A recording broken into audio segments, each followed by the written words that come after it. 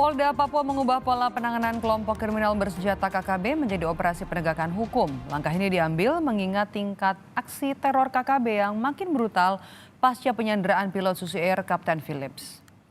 Langkah penegakan hukum ini akan mempersempit ruang gerak kelompok kriminal bersenjata di wilayah Nduga, di mana aksi KKB ini telah merugikan masyarakat sipil, bahkan merenggut nyawa aparat keamanan yang bertugas. Kapolda Papua juga menegaskan akan menindak tegas siapapun yang menjadi bagian dari pergerakan KKB.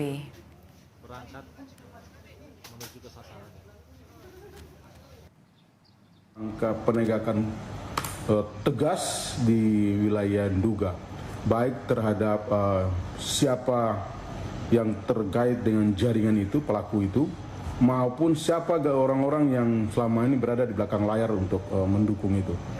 Nah, saya minta kita untuk mulai kita betul-betul tidak boleh lagi memberikan ruang untuk mereka melakukan kegiatan-kegiatan atau tindakan-tindakan mereka yang merugikan masyarakat, termasuk yang nanti mungkin berisiko pada aparat TNI Polri.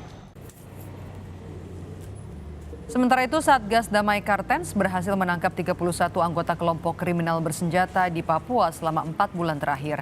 Petugas juga turut menyita 13 pucuk senjata api dan ratusan butir amunisi. Anggota KKB ini ditangkap di sejumlah wilayah di Papua, diantaranya di Jayapura, Puncak, Timika, Nduga, Puncak Jaya, Yahukimo, dan juga Jayawijaya. Selama 4 bulan ini telah berhasil mengamankan kurang lebih 13 pucuk senjata api, ratusan butir amunisi dari kelompok KKB. Bahwa ada sekitar 31